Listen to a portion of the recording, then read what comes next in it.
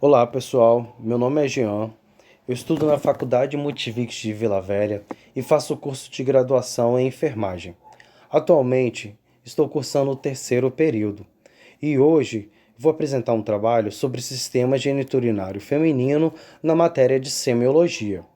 Os integrantes do grupo são Ellen Cristine Rocha de Souza, Paola Martins Silvestre, Natália de Oliveira Santos, Karen Borges Reis Correia, Gisele Lira dos Santos, Jean Zeferino e Daniel Salomão. Então vamos lá. O sistema geniturinário é o conjunto dos aparelhos genitais e urinários, conhecido também como sistema urogenital, e eles são agrupados por proximidade. No caso do sistema geniturinário feminino e o masculino, ele constitui de rins, ureteres, bexiga urinária e uretra. E o sistema reprodutor feminino ele é constituído por ovários, tubas uterinas, vagina e pudendo feminino. Então, o sistema geniturinário compreende o trato urinário e as estruturas dos órgãos reprodutor. O sistema ou aparelho reprodutor humano é o que identifica o sexo biológico do indivíduo. Na mulher, o aparelho genital é o sistema reprodutor feminino que apresenta órgãos que garantem a formação de gametas, hormônios e o desenvolvimento adequado do bebê, do recém-nascido, do feto. Esses órgãos são responsáveis pelo processo de reprodução.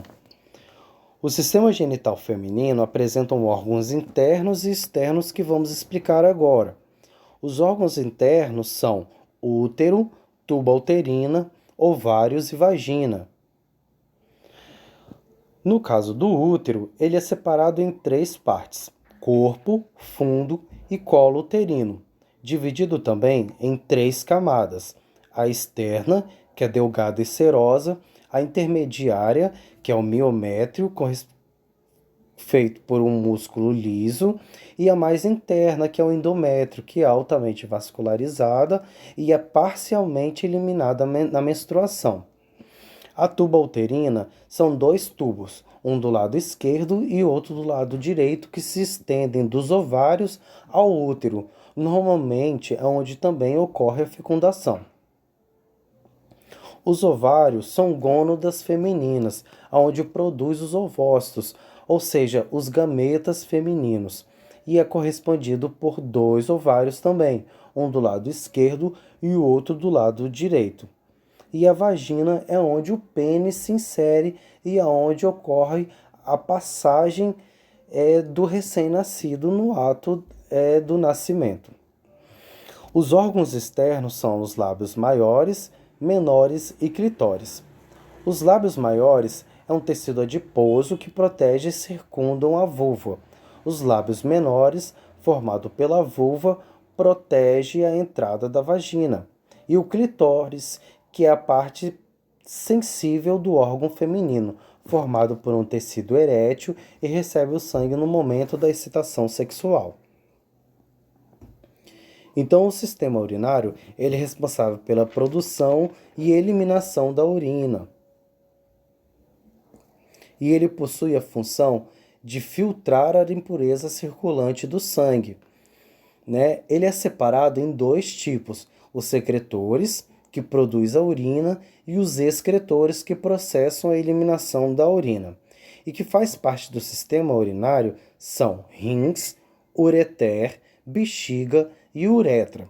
No caso do rim, ele tem o formato de um feijão e ele tem cerca de 1 a 12 centímetros de comprimento e 6,5 de largura. E ele tem a função de formação da urina e a manutenção da homeostasia. Ele está localizado atrás dos órgãos abdominais e na frente dos músculos vertebrais. Eles são protegidos pelo tecido adiposo peritoneal, e o lado direito é pressionado pelo fígado, o que torna-o mais baixo comparado com o lado esquerdo. A ureter são ductos em que passa a urina dos rins para a bexiga. A musculatura da ureter ela apresenta contrações de movimento peristálticos. A bexiga é um órgão muscular oco e esférico. Ele armazena a urina para fora do organismo. Ele mede cerca de 2,5 a 5 centímetros de comprimento. E a uretra, ou seja, o meato uretral, é anterior à abertura da vagina e é onde faz a passagem da urina. Então, a formação da urina, ela ocorre nos néfrons que levam à formação da urina, onde ocorre a filtração glomerular, reabsorção tubular e secreção tubular. Os rins podem variar de quantidade de substâncias reabsorvidas e secretadas nos néfrons, alterando a composição da urina excretada. Os componentes da urina normal incluem sódio, cloreto de potássio, cálcio, magnésio, sulfato e outros. Então vamos lá. Sobre os dados subjetivos, ele precisa incluir a caracterização de sintomas, o que envolve todo o processo de observação do indivíduo. Então, é preciso ocorrer um histórico da enfermidade atual, como a história médica, cirurgia pregressa, dados demográficos, fatores como alimentação, vida sexual ativa ou não, e fatores psicossociais. Os problemas que afetam o sistema urinário podem ser definidos por distúrbios dos rins, né, dos ureteres ou da bexiga, das estruturas circundantes ou de outros sistemas corporais que alteram, né, ou causam distúrbios no sistema geniturinário. Lembrando também que é necessário um tipo de abordagem que vise o individualismo da pessoa para que obtenham dados verídicos do mesmo. No caso da mulher, por exemplo, a incidência de infecção urinária é de 80 a 90% em relação aos homens, né? E as reclamações mais comuns das pacientes são dissúria, né, que é a dor e ardor na uretra durante a micção, né, a urina, ou dor suprapúbica, e alteração na coloração da urina. Né? Então, nesse caso dos dados subjetivos, nós devemos observar o paciente como um todo, né? A mulher como um todo. A gente deve levantar questões sobre de como se trata a sua vida sexual, como se trata o seu estilo de vida, a sua higiene, a sua alimentação, os seus dados genéticos, tudo isso agrupam dados para formar uma opinião em que define o prognóstico do paciente e melhor progressão da sua reabilitação no caso de alguma enfermidade. Então, os dados subjetivos e métodos propedêuticos incluem como sistema urinário reprodutor, são bem próximos nas mulheres, né? Então, ao diferenciar os sinais e sintomas, é possível encontrar dificuldade em obter resultados. As principais doenças existentes no sistema citado são glomerulonefrite, que é uma infecção existente nos glomérulos dos rins, né? Insuficiência renal, que é a interrupção ou diminuição na filtragem do rim. O rim policístico, que é uma doença de origem genética caracterizada pelo aparecimento de pequenos cístulos nos túbulos renais, onde é necessário um acompanhamento médico e, se for necessário, o uso de medicação para auxiliar aí, no problema do rim policístico. A proteinúria, que é o aumento de proteína existente na urina, que pode estar relacionado ao mau funcionamento dos rins.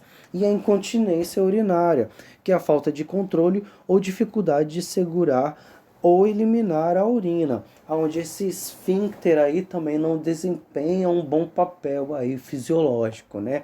Existem alternativas onde você pode tratar a incontinência urinária. Lembrando que o paciente ele tem que ser visto de um modo geral, onde você precisa observar todos os dados para poder definir os objetivos e métodos propedêuticos para esse paciente.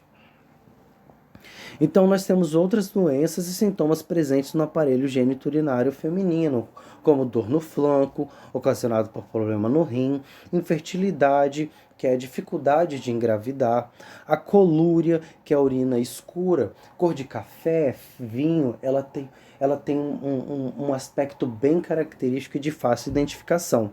A polaciúria, que é o aumento do número de micções e diminuição do volume. Ou seja, você urina mais vezes, mas com volume menor. E as lesões genitais, né? E nós temos os sintomas relacionados a ISTs, ou seja, infecções sexualmente transmissíveis, que inclui a amenorreia, prurido vaginal, menorragia, corrimento vaginal, abortamento gestacional, menopausa, menarca, e metrorragia e muitos outros. Então, muitas doenças comuns e mais conhecidas incluem sobre a pedra nos rins, que são formações calcificadas nas vias urinárias ou nos rins, causado pelo acúmulo de cristais de sais na urina, especialmente fosfato, cálcio e oxalato.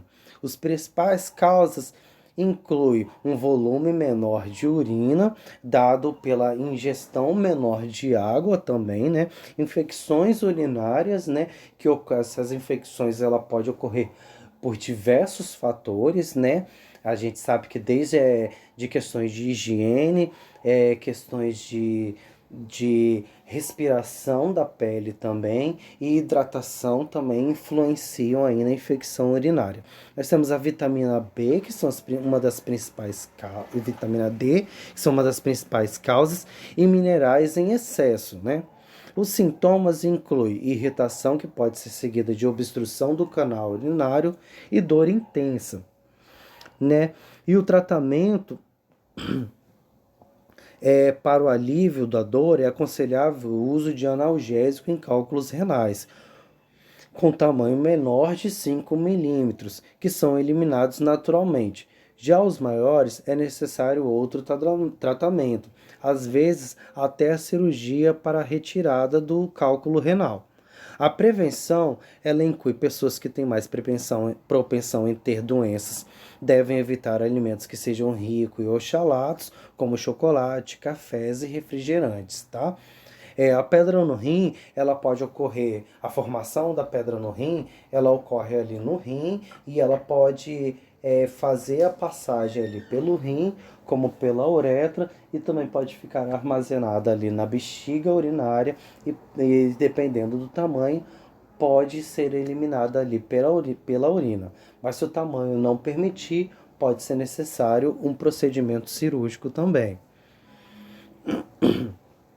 Então, as anormalidades que podem ser encontradas no sistema geniturinário podem ser congênitas ou adquiridas, e as pacientes geralmente apresentam com anormalidades menstruais, dor pélvicas, infertilidade ou perda da gravidez. A incidência real das anomalias millerianas congênitas, da quais as más formações uterinas representam a maioria, é desconhecida. Então nós temos aí o ovário policístico, né, aonde ele ocorre um distúrbio aí, né, e talvez seja necessário a utilização de medicamentos, né, que auxiliem no processo de recuperação do ovário policístico, né? E aí do lado direito, aonde ocorre a pedra nos rins, né? Então ele vem ali formando pelos cálices renais, né? Ele passa pelos ureteres, né? E ali ele pode ser alojado ali na ureter, quanto na bexiga e também, dependendo do tamanho, ser eliminado na uretra. Então nós temos aqui algumas das anormalidades. Nós temos aqui, deixa eu ver se eu consigo aumentar aqui. Nós temos o útero bicormo, né? Ele é dividido aí, tá vendo que ele tem uma separação aí, onde atrapalha o processo de fecundação também, né? Ele tem o útero unicomo, né, que ocorre somente uma única passagem, né, do lado direito ou do lado esquerdo. Tem o útero duplo ou de Delfo, né, onde ele tem essa divisão extrema aí, né, onde ele se divide literalmente, né, e o útero septado, onde você vê esse septo aí dentro do útero que também acaba que separando ele. Nós temos aqui o rins, né, onde você pode ver que um lado é maior que o outro, porque ele é pressionado pelo fígado, né? Temos duas ureteres do lado esquerdo e direito, né? A bexiga e a uretré. E nós temos aí uma bexiga normal e uma cistite, que é muito comum também ocorrer no sistema geniturinário feminino, né? No caso da cistite, ela é um acúmulo de bactérias, né, que faz que auxiliam no sistema de digestão, mas que ela causa problemas aí na bexiga, né? Então aí isso gera um problema. E nós temos aí a incontinência urinária. No caso da incontinência urinária, ocorre um problema de déficit aí, de desempenho do esfíncter, que é uma musculatura localizada aí na região da pelve, aonde auxilia aí na armazenagem, no auxílio da armazenagem da urina na bexiga, e aonde ocorre aí o auxílio também da passagem da urina da bexiga para o meio externo através da uretra.